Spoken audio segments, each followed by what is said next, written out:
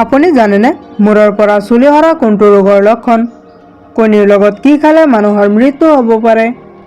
এটা স্থানীয় কুকুৰাৰ কণীত কিমান গ্ৰাম প্ৰটিন থাকে?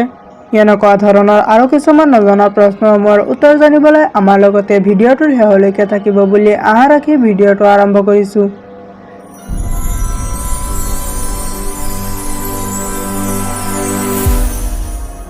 আজিৰ প্ৰথম প্ৰশ্নটো হৈছে জালুক খালে কোনটো ৰোগ দ্ৰুত কমি যায়? অপশ্যনসমূহ হৈছে ক জ্বৰ, খ চৰ্দিকা, গ পেটৰ বিষ, ঘ কেঁচুমূৰীয়া।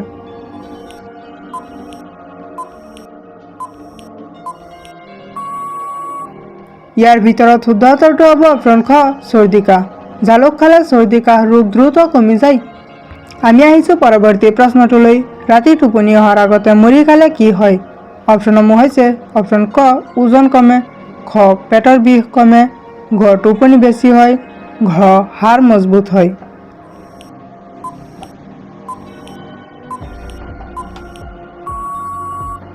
ইয়াৰ ভিতৰত শুদ্ধ উত্তৰটো হ'ব অপশ্যন ক ওজন কমে। ৰাতি টোপনি অহাৰ আগতে মুড়ি খালে ওজন কমে। আমি আহিছোঁ পৰৱৰ্তী প্ৰশ্নটোলৈ। কি খালে মানুহৰ হাড়ৰ কেলছিয়াম বৃদ্ধি হয়? অপশ্যনসমূহ হৈছে ক মাংস, খ বাদাম, গ আমৰ বীজ, ঘ তিলৰ বীজ।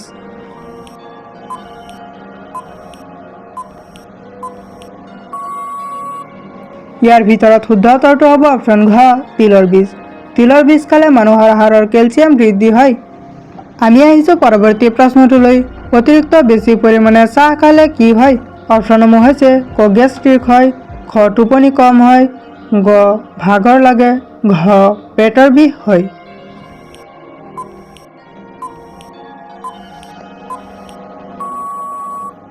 ইয়াৰ ভিতৰত শুদ্ধ উত্তৰটো হ'ব অপশ্যন খ টোপনি কম হয়।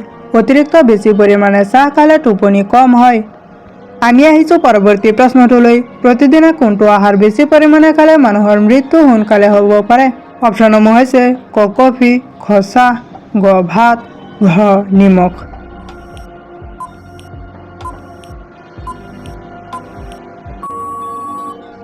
ইয়াৰ ভিতৰত শুদ্ধ উত্তৰটো হ'ব অপশ্যন ঘ নিমখ। প্ৰতিদিনে নিমখ বেছি পৰিমাণে খালে মানুহৰ মৃত্যু সোনকালে হ'ব পাৰে।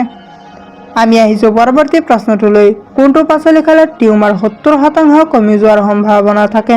অপশ্যনসমূহ হৈছে ক ফুলকবি, খ গাজৰ, গ বন্ধাকবি, ঘ বিলাহী।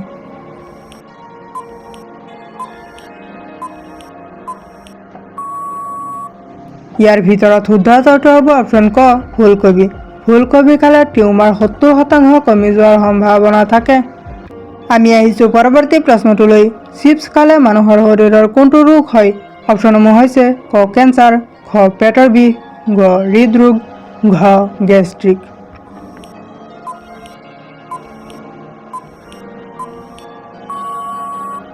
ইয়াৰ ভিতৰত শুদ্ধ উত্তৰটো হ'ব অপশ্যন গ হৃদৰোগ।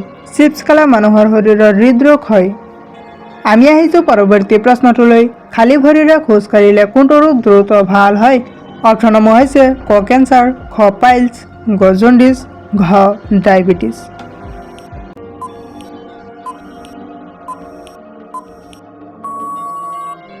ইয়াৰ ভিতৰত শুদ্ধ উত্তৰটো হ'ব অপশ্যন ঘ ডায়েবেটিছ। খালী ভৰিৰে খোজ কাঢ়িলে ডায়েবেটিছ ৰোগ দ্ৰুত ভাল হয়। আমি আহিছোঁ পৰৱৰ্তী প্ৰশ্নটোলৈ। ৰাতি টোপনি অহাৰ আগতে কি খালে সোনকালে টোপনি আহে? অপশ্যনসমূহ হৈছে ক কাজু বাদাম, খ খেজুৰ, গ জিৰা, ঘ নেমু।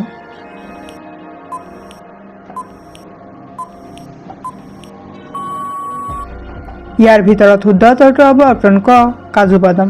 ৰাতি টোপনি অহাৰ আগতে কাজু বাদাম খালে সোনকালে টোপনি আহে। আমি আহিছোঁ পৰৱৰ্তী প্ৰশ্নটোলৈ। কোনটো পাচলি খালে হৃদৰোগ দ্ৰুত কমি যায়? অপশ্যনসমূহ হৈছে ক আলু, খ লাও, গ জিকা, ঘ কেঁচা কল।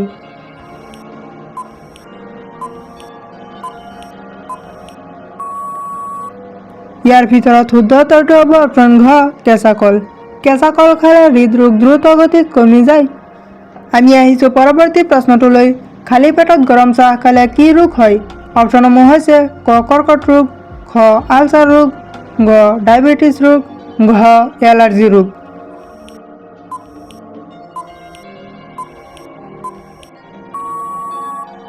ইয়াৰ ভিতৰত শুদ্ধ উত্তৰটো হ'ব অপশ্যন খ আলচাৰ ৰোগ। খালী পেটত গৰম চাহ খালে আলচাৰ ৰোগ হয়। আমি আহিছোঁ পৰৱৰ্তী প্ৰশ্নটোলৈ। এচিডিটিৰ পৰা মুক্তি পাবলৈ প্ৰতিদিনে পুৱা খালী পেটত কি খাব পাৰি? অপশ্যনসমূহ হৈছে ক মৌ, খ চাহ, গ পানী, ঘ গাখীৰ।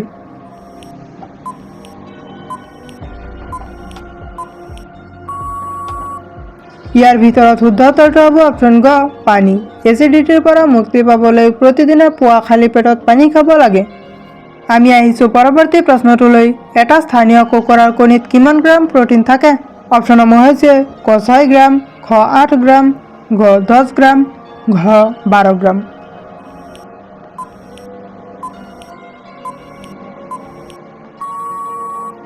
ইয়াৰ ভিতৰত শুদ্ধ উত্তৰটো হ'ব অপশ্যন ক 6 গ্ৰাম। এটা স্থানীয় কুকুৰাৰ কণীত 6 গ্ৰাম প্ৰটিন থাকে।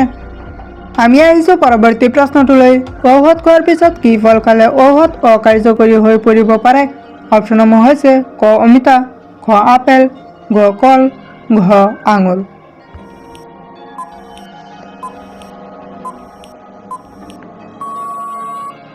ইয়াৰ ভিতৰত শুদ্ধ উত্তৰটো হ'ব অপশ্যন ঘ আঙুৰ।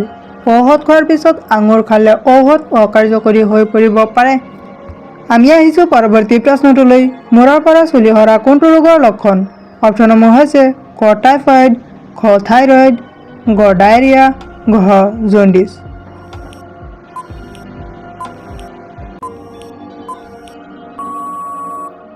ইয়াৰ ভিতৰত শুদ্ধ উত্তৰটো হ'ব অপশ্যন খ থাইৰয়ড। মূৰৰ পৰা চুলি সৰা থাইৰয়ড ৰোগৰ লক্ষণ। আমি আহিছোঁ পৰৱৰ্তী প্ৰশ্নটোলৈ। কিডনীৰ বাবে কোনটো ফল উপকাৰী? অপশ্যনসমূহ হৈছে ক অমিতা, খ আপেল, ঘ তৰমুজ, ঘ আতলছ।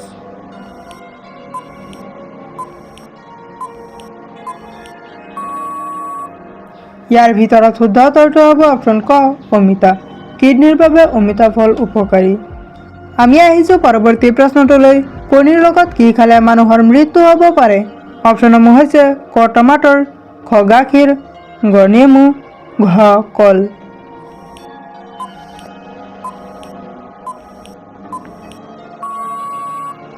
ইয়াৰ ভিতৰত শুদ্ধ উত্তৰটো হ'ব অপশ্যন গ নেমু। কণীৰ লগত নেমু খালে মানুহৰ মৃত্যু হ'ব পাৰে। আমি আহিছোঁ পৰৱৰ্তী প্ৰশ্নটোলৈ। প্ৰতিদিনে ৰাতিপুৱা কিচমিচ খালে কি হয়? অপশ্যনসমূহ হৈছে ক ছাল উজ্জ্বল হয়, খ চুলি ভাল থাকে, ঘ চকু দুটা ভাল থাকে, ঘ কোষ্ঠকাঠিন্যৰ পৰা মুক্ত।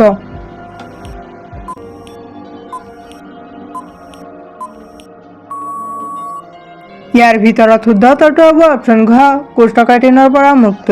প্ৰতিদিনে ৰাতিপুৱা কিচমিচ খালে কোষ্ঠকাঠিন্যৰ পৰা মুক্ত হয়। আমি আহিছোঁ পৰৱৰ্তী প্ৰশ্নটোলৈ। কোনটো খাদ্যই শৰীৰৰ তেজৰ অভাৱ সোনকালে পূৰণ কৰে? অপশ্যনসমূহ হৈছে ক কিচমিচ, খ কণী, ঘ গাখীৰ, ঘ কল।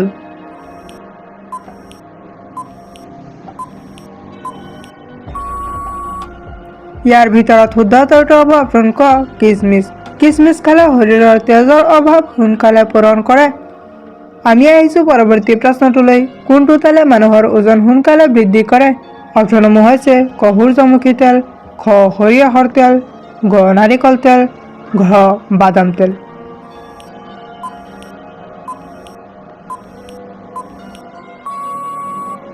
ইয়াৰ ভিতৰত শুদ্ধ উত্তৰটো হ'ব অপশ্যন ঘ বাদাম তেল। বাদাম তেলে মানুহৰ ওজন সোনকালে বৃদ্ধি কৰে। ভিডিঅ'টো শেষলৈকে দেখাৰ বাবে ধন্যবাদ। যদি ভিডিঅ'টো ভাল লাগিছে তেনেহ'লে এটা লাইক কৰি দিব আৰু যদি এনেকুৱা ধৰণৰ আৰু কিছুমান নজনা প্ৰশ্নসমূহৰ উত্তৰ জানিব বিচাৰে তেনেহ'লে আমাৰ চেনেলটো ছাবস্ক্ৰাইব কৰি ৰাখিব। Thank U.